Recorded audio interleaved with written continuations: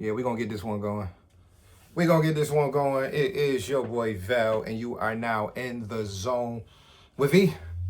In the zone with E and Z don't know. This is the episode. This is the season 4 to be exact. We got a big week coming up. Unfortunately, due to a hectic schedule, my man Z right now is taking care of some other business. I know his little son is also a little under the weather. So for those of y'all who are riding the wave of this weather that we got here in Western New York, the cold weather, icy weather, snowy weather, I ask that y'all take care of y'all body, y'all take care of yourself, drink y'all water, okay? Aquafina, Dasani, Polar Spring, all the other great brands, Essentia, shout out to Essentia, Smart Water, all of those. But drink your water, fruits, veggies. I'm not even a big vegetable person, but do what you got to do. Take care of your family during these times, because we know when the holidays come around, more family coming around. That means there's more people out and about. You know, they shopping, they trying to do, whatever gifts they got to get ready for the season. But just want to say shout out to my man Z. Like I said, this weekend, I said I'm going to hold him down. We got too big of a week because I thought about, maybe let's push it off, last minute episode. Maybe we do one right before kickoff, but this is one that I wanted y'all to at least listen to a few days ahead of time and really get prepared for this game with me. So once again, Val, you got me at the crib, doing it in what I like to call my office space. So if you see the background, I got a couple hats there, a couple hats there. I don't got too many hats, but love my Knicks, love my Bills. So. And my Syracuse Orangemen and everybody else. But anyways, let's get right to it, guys. It was one of those weeks where we even said it was going to be a close game. And Joe Burrow versus Josh Allen did not disappoint. I was glad to say I was in attendance. I know when Cyrus is here, I normally say, we break down views from the couch, views from the stadium, everything from the tailgate all the way to opening kickoff. And I gotta say, guys, once again, man, 1 o'clock games are just such a blessing. It's something that we took for granted, obviously, during the drought, because nobody really wanted to see us. So 1 o'clock was like our normal scheduled games. Now that we are kind of in this window where people do want to see us, we're getting a bunch of 425s, a bunch of 830s, 815, Monday, Sunday night, Thursday night. Sunday 1 o'clock kickoff was the game, and once again, I was happy. I was happy. We get there, we start our tailgate 8 o'clock, 8:15. We start our setup over there off of Faith Street is where you can find me in the game. And we got rolling, got our food, drinks. Before you know it, it's 10:30, right? Before you know it, you blink again, you're breaking down your 10 or whatever, and then next thing you know, you're walking into the stadium. So great vibes, great atmosphere. Bengals fans, of course, were out there as well, but not as heavy as they were for the playoff game. Obviously, playoff implications, things a little different when you got a playoff game going on. You're gonna get some of the road fans to show up, but what a game! That atmosphere, before I get into the result, and obviously most know Bills won, right? But that atmosphere for most who were in attendance, top 5. I want to put it higher, but unfortunately for me, adrenaline plays a factor. Moments get missed when you're so hyped up and pumped up that you got to rewatch the game. A couple drinks don't hurt, right? But I feel like I got so excited at times I blacked out, like, and had to remind myself, like, wow, how do I react to that interception from let's say. What's his name? Christian Benford. I just gotta make sure I got everything plugged in over here. How did I react to that? Because it was so much going on in a short period of time, especially in that fourth quarter, that there were like back-to-back moments where like the crowd was just going to another level. And obviously Josh Allen 40-yard rushed the touchdown in the fourth, electrified the crowd. You follow that up with a pick 6 by Benford, which was probably one of the biggest moments that I've ever witnessed in person, especially for the regular season. I think Nyheim Hines touchdown fresh off of the Damar Hamlin situation. That was another big one last game of the year, a couple years ago. That comes to mind when he ran that kickoff back and he ran the second one back that game where it was like, well, what is going on? But that was a very, very, very, very monumental moment in the game. And just in the crowd, I can't explain it. And it's one of those things where I know you can be home and get excited. Shucks, I remember being a kid getting excited watching long touchdowns to Eric Moulds, right? Doug Flutie game-winning touchdowns and Drew Bledsoe to Peerless Price, 75 or 80 yards down the field. Like, I remember those moments as a kid or as a teenager, but then I fast forward to where I'm at now, 37-year-old adult in a section full of people who I, attend home games with. And it's just one of those moments you can't describe it. You're hugging your neighbor.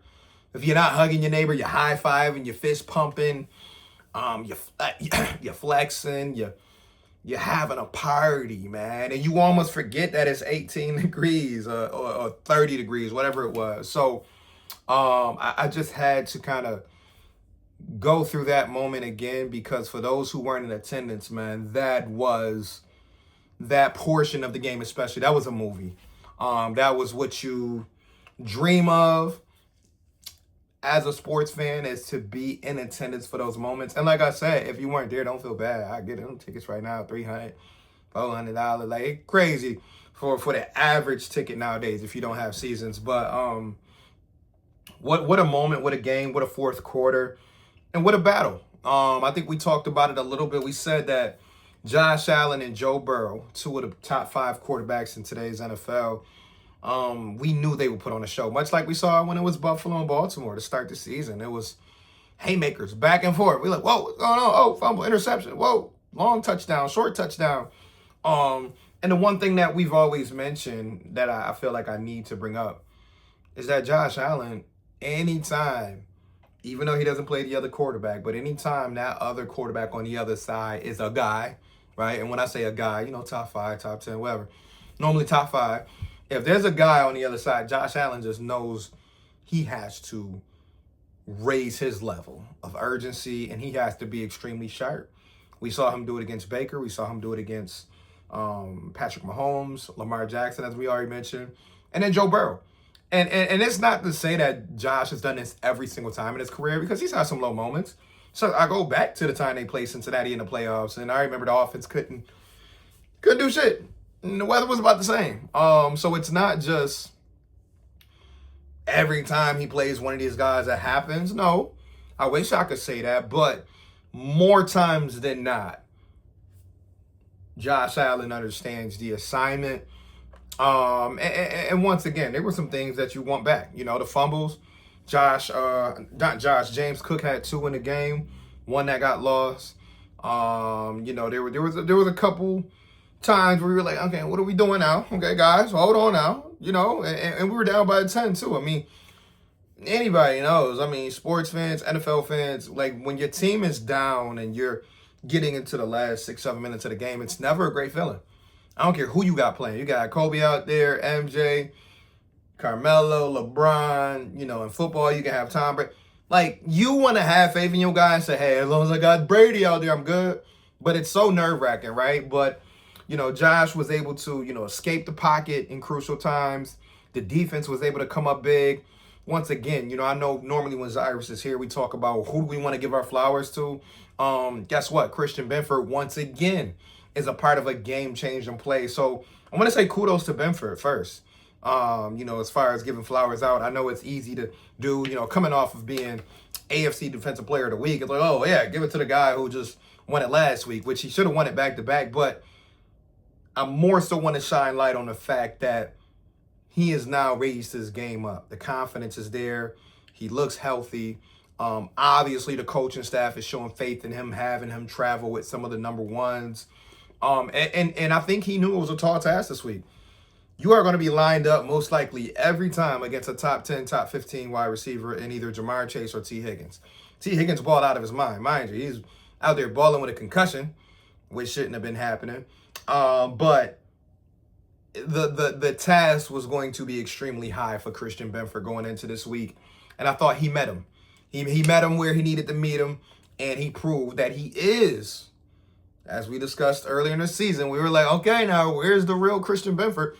He proved that he is worth the price of admission. He is worth in the discussion of one of the top 5, top 10 corners in the league. Because I remember last year, we left that season saying a healthy Christian Benford is one of the best corners in the NFL, which is crazy to think of because this is a mid-round corner from, 4 or 5 years ago when he got drafted after we thought we were getting our bona fide corner in Kyrie Elam. He ended up rising to the occasion and not just being a steady corner, which McDermott and his team has always had.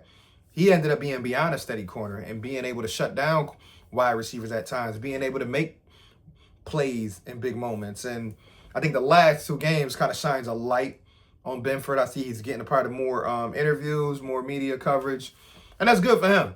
I mean, he seemed like a real down-to-earth dude, seemed like a guy that's been through some stuff, but, he always brings up God, talks about prayer a lot. So shout out to him for realizing what the situation was, because we know a lot of times we get to this point of the year, it's playoff time, basically playoff time, and like we are always saying, the veterans have to step up. The captains have to step up. Those guys who got the bag in the summer, hey, step up. All right, you got the money. Now I need you to act like you got some sense. So shout out to him. I'm hoping some other veterans on that side can step up as well. We know Shaq Thompson has been doing an amazing job. So what a free agent pickup that was. If you want to not give Bean credit, you got to give him credit for bringing in Shaq Thompson, okay? Hello. But I'm looking at guys like Greg Rousseau, Daquan Jones, Joey Bosa should be back in the lineup this week. I'm looking at guys like those 3 in particular, especially I'm looking up front. Larry Ogunjobi hasn't really done too much. I'm like, we got to do something. If you're a veteran and you want this team and you want to be a part of them winning the championship and not have Josh Allen feel like he has to be Superman, we need those other veterans to step up. So with that being said, I'm going to flip to the offense. And for those who are not watching, I'm just taking sips of water in between because with the solo episode, I kind of got to give y'all everything I got, but I need my water in between to keep everything going the way it's supposed to go. But offensively, I really can't say I want to point out another person outside of the normal Josh Allen, but I will say we just talked about veterans, so I want to give love to Dawson Knox. All right, now Dawson Knox coming into the game, guess what? We knew tight ends, y'all gonna get the spotlight. That is Cincinnati's weakness.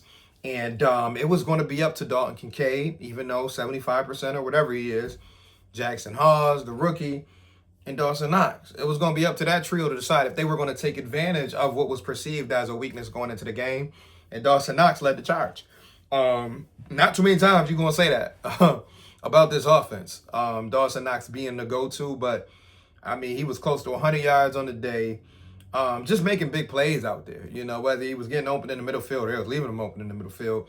But I always say at the end of the day, on offense, it's your job to complete the play, right? Make the catch, get the additional yards, right? Fight for the extra yards if you can. If not, get out of bounds, right? And I think he just played a smart game. And at the end of the day, when you don't turn the ball over, when you don't fumble, when you don't drop the ball, we gonna salute you because I know how easy it is out there in those conditions. Wet surface, right? It's cold. You can make a bunch of excuses because I've seen it. I've gone to games where the weather wasn't quite right, and those players are, the ball dropped, and the announcers say, well, the conditions out there aren't the best. And man, I want to give kudos to that whole tight end room, but definitely Dawson Knox because, as I just mentioned with Christian Benford, every game gonna look different, but I need the veterans to realize the moment. A lot of these veterans on the team, especially Dawson Knox, has been there through the ups and the downs. He's been there through the Kansas City losses. He's been there through the games in December that they like, oof, we were so close, but not close enough. I saw Deion Dawkins in an interview recently, I should say, talk about, and I think he was asked by either Richie Incognito or Aqib Talib on their podcast. I think he was just asked, like, what is it going to take to get over the hump? And in a nutshell, Dawkins just said it's a game of inches, and you have to be able to do what you got to do to finish your job, right? Whether it's completing that block, whether it's securing that ball on that third down run to get the first down, right? If it's Josh, game of inches, right? Maybe it's throwing that ball away instead of taking a sack for a loss of 15. So, like, every play matters. And that's what he was trying to get at. Like, you got 100 yards, 120-yard, 110-yard field, and for the entire game, you have to cover every blade because you don't know which mistake is it going to be that's going to cost you the game. Is it going to be that extra point that you missed in the first quarter, right? Is it going to be that holding penalty that you got at the end of the first half that negated a chance for you to get down the field and score a touchdown?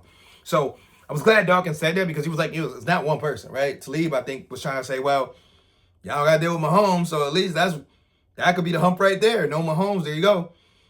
And Dawkins kind of like, yeah, I hear you, because that's what most people going to say. Most experts going to say, no Mahomes, no Lamar maybe, no Burrow.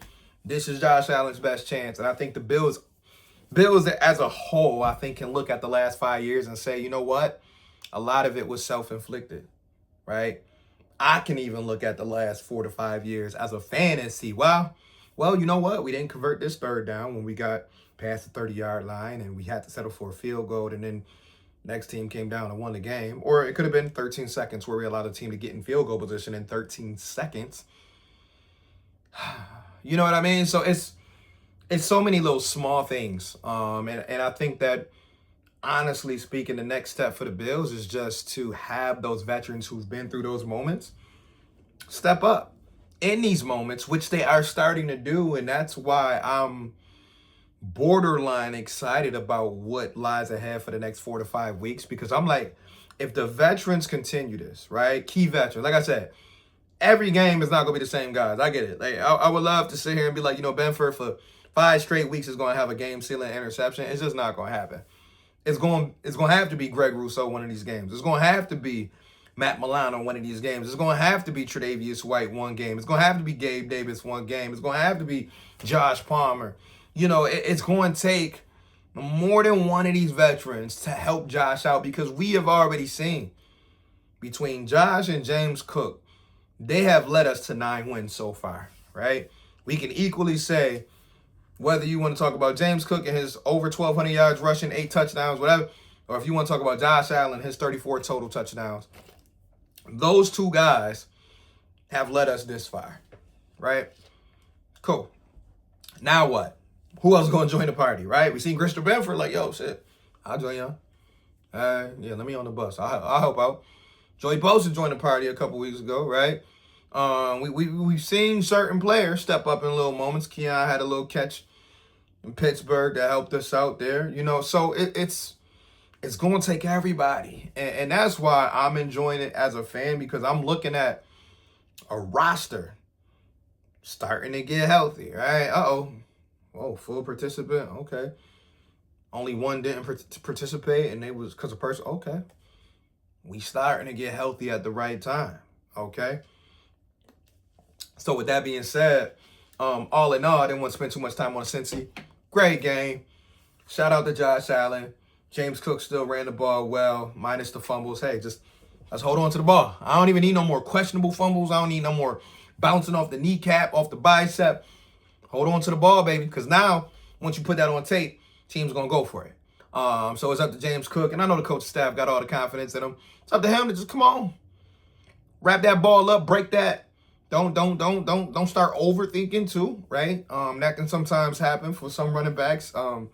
Still play with that same confidence, but we got to take care of the football, especially with this next opponent. So, speaking of the next opponent, guys, it is, you guessed it, it's Patriots week again.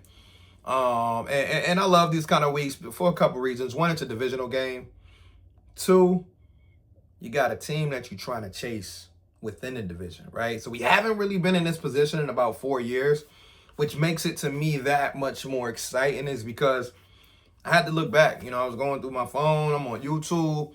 Had a little bit of downtime the other day. So I'm like, yo, what was that game when the Bills played New England, late in December, and we were trying to, either tie them in the division or get ahead?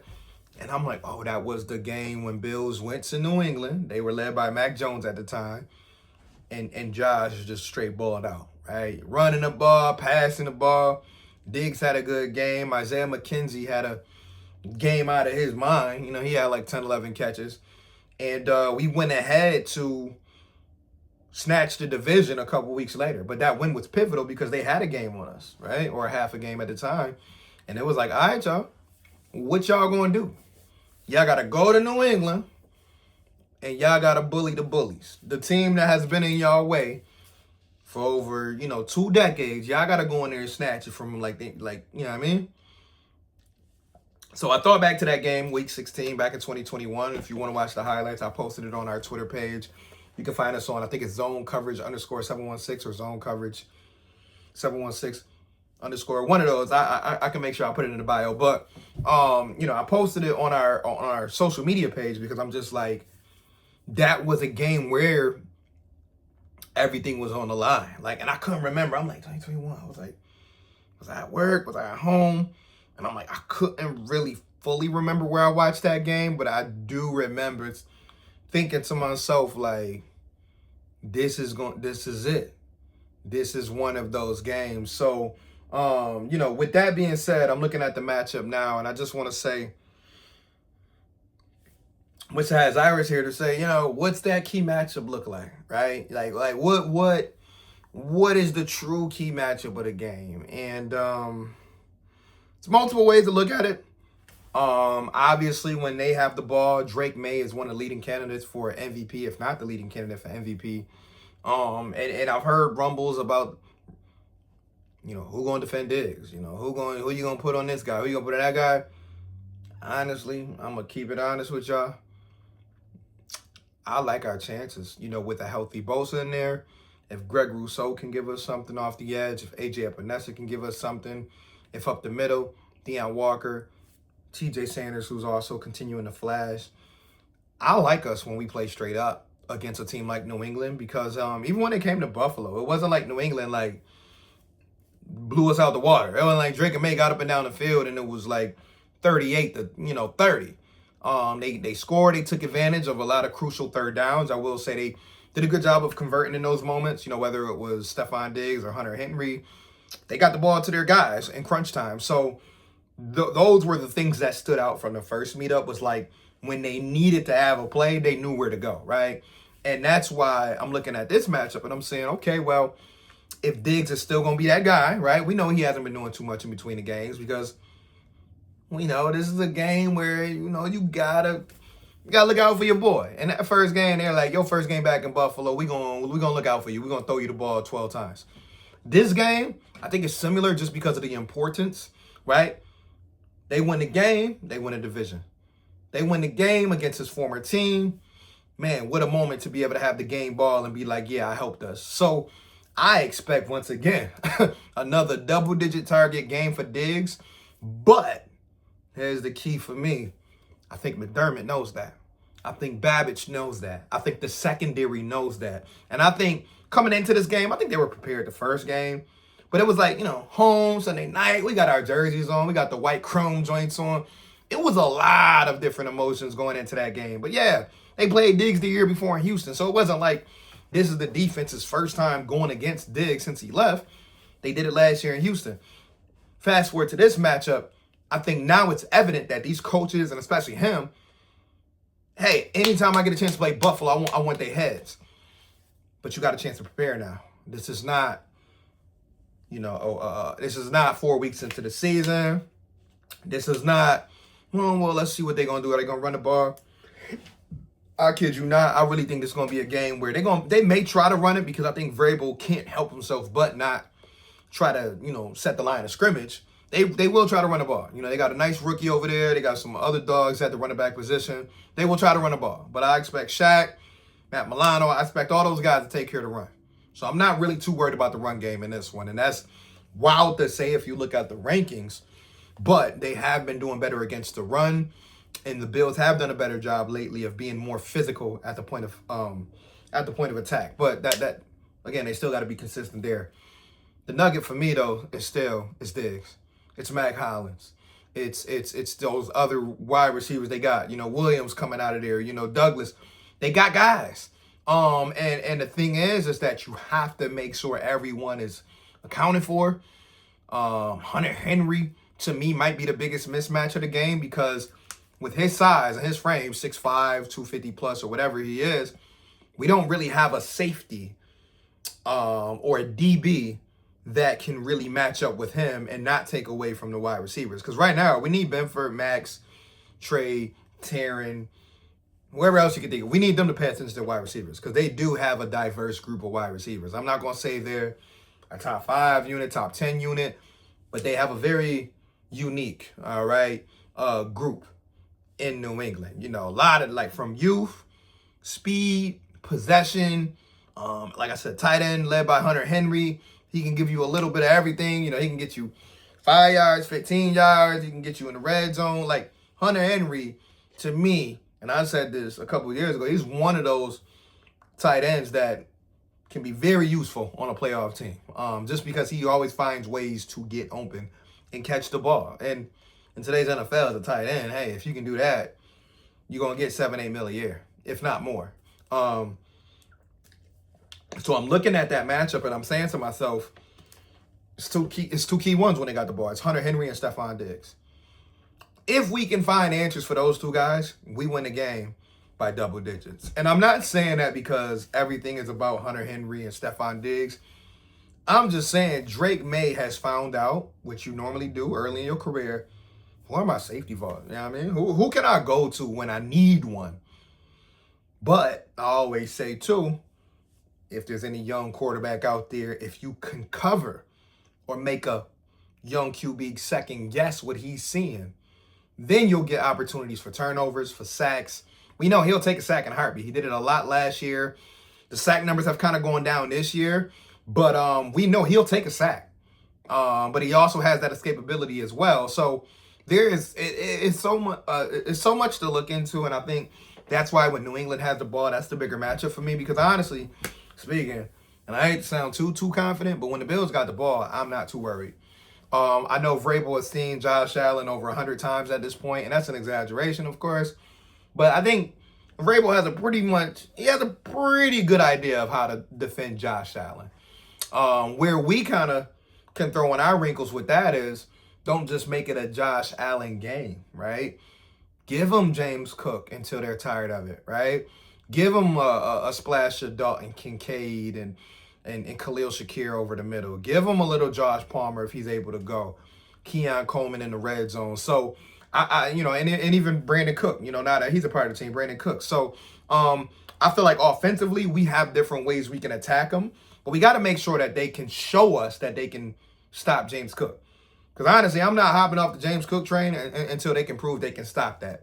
If they prove they can slow him down just a little bit, then we can have a discussion, right? What does it look like on 2nd and 9? What does it look like 3rd and 10 when we need one? Who can get down the field and make a play? But to go back to when they have the ball, I'm looking at Diggs and I'm saying, can Taron Johnson rise up to the occasion, right? Can Christian Benford possibly shadow him? Like he's done a couple of the other receivers. It's Max Harrison a quicker corner, right? I almost couldn't say that, right? A quicker corner. Can Max Harrison keep up with a guy like Stephon Diggs when he has to defend him? So, and we know he ate a little bit of Trey White lunch last time he was here in Buffalo, and that wasn't the best of memories that day. But we know Trey White is out there really playing the best ball that he has in the last 2 years. And I know that's like, well, what is that saying? But that just means that he's playing with confidence. And to me, a confident Trey White, especially as we get going towards the playoffs, we got some other teams that we got to face that we're about to face some good wide receivers, especially you think about Philadelphia in a couple weeks, A.J. Brown, Devontae Smith. So I'm really interested to see how we attack those two weapons in particular, because yes, coming out the backfield, they're going to hand it to their running backs. They're going to even throw it to their running backs. I think our linebackers and our safeties can kind of do the job there. It's not going to be 100% easy, because I don't think a guy who's up for MVP, I don't think you can just walk into the Patriots Stadium thinking that it's going to be easy to defend a guy that's been sharp and on point for the last 2.5, 3 months. So I'm not going to say defending May is easy, but take away his weapons and let's see what it looks like when he has to go to option 3, option 4. The good thing about the Bills, and this is just me a little biased, you can say, okay, we stopped James Cook, but that doesn't stop the Bills' party, right? You can hold James Cook to 50 yards, which doesn't happen majority of the time, but then we can start getting cooking into the tight ends. We can get it going to Ty Johnson. We can get it going to fucking, name a receiver. Tyrell Savers had a big game before. Gabe Davis had an okay game before. You get Keon Coleman to give us a 4-catch, 70-yard game. So I'm interested to see really how we defend Diggs this time around, because I really feel like the DB is going to be up for it. Like I said, we are led by some veterans back there. Trey White, Benford, Taron Johnson. Those are 3 veterans right there who I think are going to come into that game intentional on Sunday. And when I say intentional, I think they'll be fired up because they know Diggs is going to be fired up. Like, you cannot play a guy like Diggs and not be fired up, because he's going to eat you alive. And he's going to let you know about it. He might start off the game by trying to, he'll try to, be possibly professional to start. But when he get going, it's dog eat dog. It's time to roll. And you got to be, as a corner, you got to be locked in and you got to be ready. So I'm excited to see what that looks like, because I can't, with the amount of knowledge that we have on that side of the ball, even throwing Jordan Poyer in there. He's another veteran. But like I said, between Babbage and McDermott, I got to think we have a plan this time for that offense.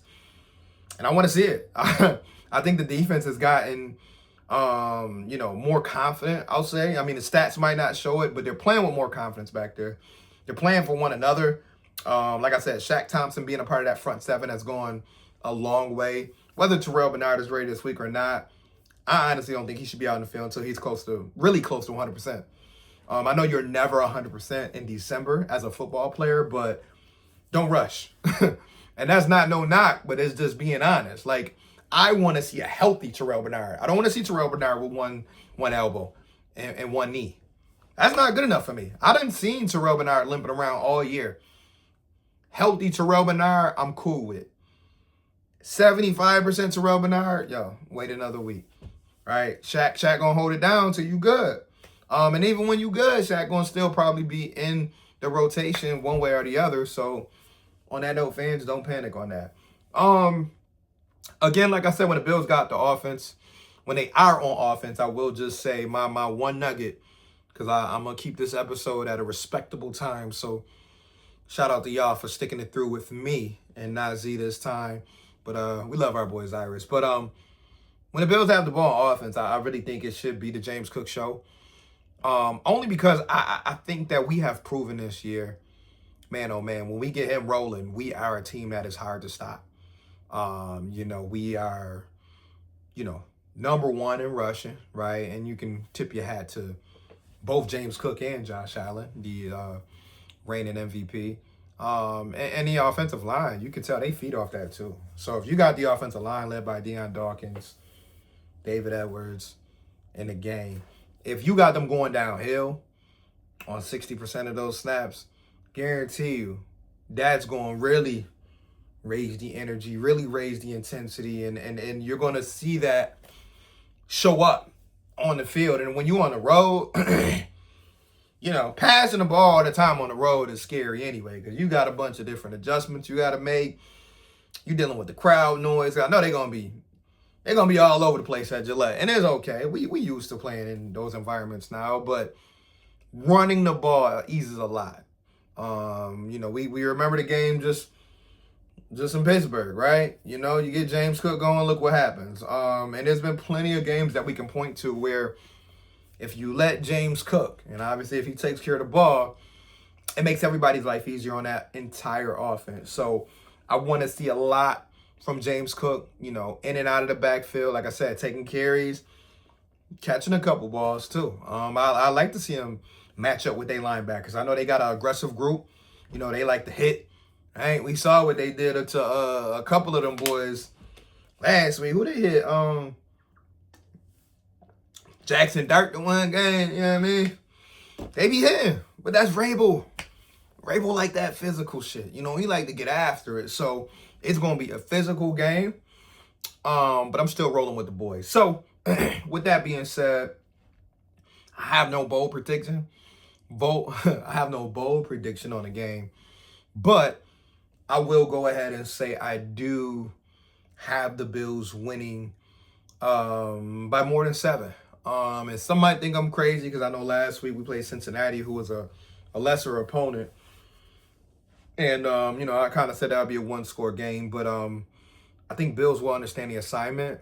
And I think this is more of a game where you make a statement, right? You don't just win, right? We can win 24-23.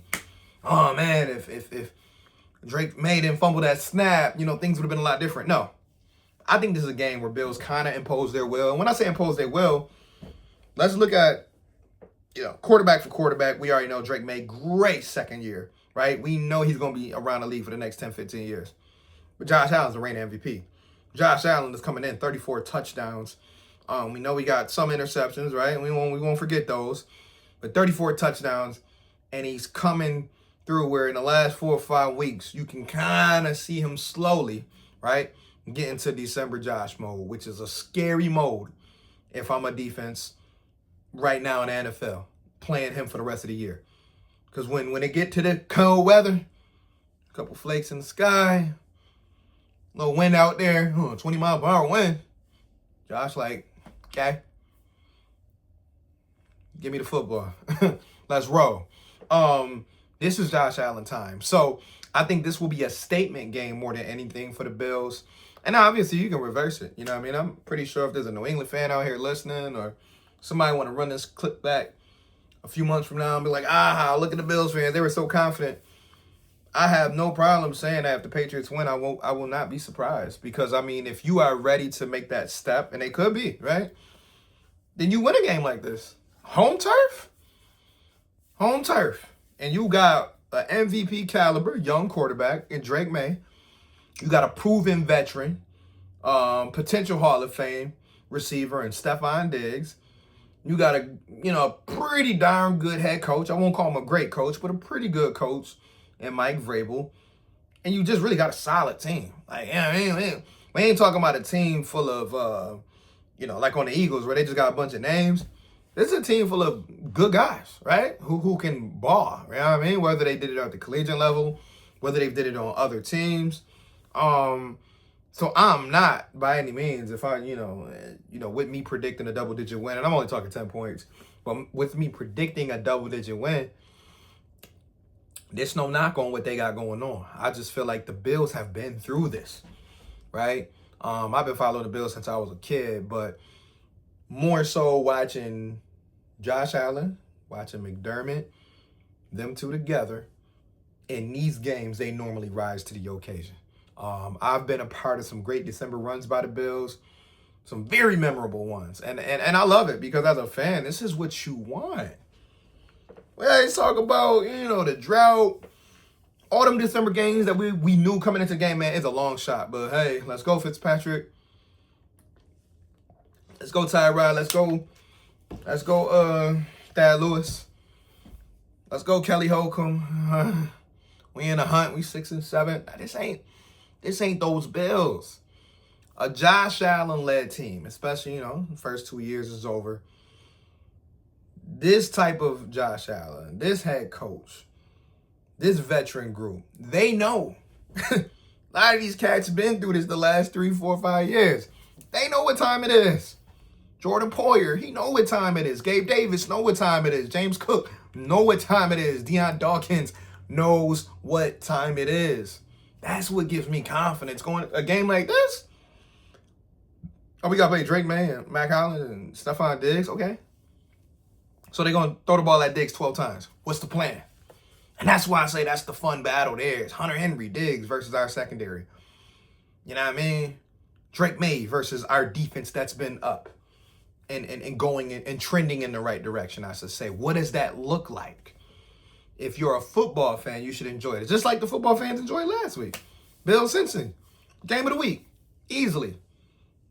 2 weeks before that, 3 weeks before that, whatever it was. Baker versus Josh, game of the week. Bills Ravens to start the year on Sunday Night Football, game of the week. Because this group understands, like there's entertainment in it, yes. But these are skilled motherfuckers that we got in that locker room. Now, do they show up every single week? We know they don't. They human. We done seen Josh Allen look off at times this year. We done seen James Cook fumble the ball twice already. He got that out of the system last week. Hopefully that was it. All right, we done now, please. Woohoo. But this team is full of guys that's been through this. Like on the other side, Diggs been through it. I get it. Diggs can tell a story. He can say a motivational speech before the game. But the unfortunate truth is this, Stefan. A lot of those guys in that locker room, and I won't say a lot, but some of those guys in that locker room that's going to have to play a key role on Sunday, they ain't been in this type of game yet. And when I say this type of game, I'm talking NFL, December, and you going against a dude that done won the division 5 times in a row. Not 1, not 2, not 3, not 4, not 5 in a row. That's what y'all going against. All right? So, needless to say, I'll be locked in Sunday. My final score prediction, I'm gonna say, it's a tough one to sink my teeth in. I'm gonna say 30-20. I'm gonna say 30-20. I think that this game is going to get exciting at times, because there's gonna be a lot of adrenaline to start. I mean, that first quarter might be 3-3 or 0-0. Be quite honest with you, just because there's gonna be a lot of, I'm swinging. You might see this get too juiced up and might, what was going on? Stop talking to me. It's going to be some juice. Mac Highland out there blocking and shit. It's going to be some juice in this game. So I think that, and we've seen when the Bills get, when the game get a little, Bills kind of enjoy that too, right? You know, we saw Bills Steelers a couple weeks ago. Not much was happening. Then things got physical, and then that kind of like, you know, it was like a light went on. Time to roll. So I'm gonna say 30-20. I think New England still going to obviously get in the playoffs. They still gonna be a force. And to be honest with you, this is the second time we playing them. There might be a third time in the playoffs. Just because, like this might be one of those years where we see a team 3 times. We did it against Miami a couple years ago when we had to play them 3 times and we ended up beating them at home. But man, this is it, y'all. This is what you, as a football fan, sports fan, this is what you kind of get up for. It's a away game, and I still might get up at 6 o'clock just cause. Let me get ready. Outfit laid out. Yeah, this one I'm okay. I'm going Bills chain or I'm going regular. All right, cool. I'm wearing it. All right, cool. I'm wearing this jacket. All right, make sure that look good. But nah. All joking aside, man. Great matchup this week between 2 playoff teams. Reigning MVP versus MVP front runner, I guess you could say, and Drake May. Stefon Diggs once again getting a chance to play against us. Mac Hollins, Mike Vrabel versus Coach McDermott. Whatever storyline you want to go with, this has it. And it has it at 1 o'clock. So this is going to set the tone for the whole day. I will say, this is kind of the gift and the curse of 1 o'clock. It's like, if it don't go your way, now you only want to watch football for the rest of the day. But we ain't going to speak that into existence because we gonna say Bills going to do their job and we going to watch other teams fall apart. So I won't go around the league. You know what I mean? I hate doing that without my man. So I'll just say our eyes will be peeled on a lot of different teams. You know, Jacksonville, Phillip Rivers and the Indianapolis Colts, right? Big Phil back in the building, right? Old crusty man with 92 kids. That's a wild situation there. We keeping our eyes on Kansas City versus Chargers. Chargers win that game. We already know what the implications are there. Baltimore. I think Pittsburgh got to play a big game this week against Miami. So it's a lot on the table this week, y'all. But the one I got to focus on, obviously, is, you see, Bills. Let's win it, baby. We win this game. We win this game. Oh, yeah. That's all I'm going to say. See my water.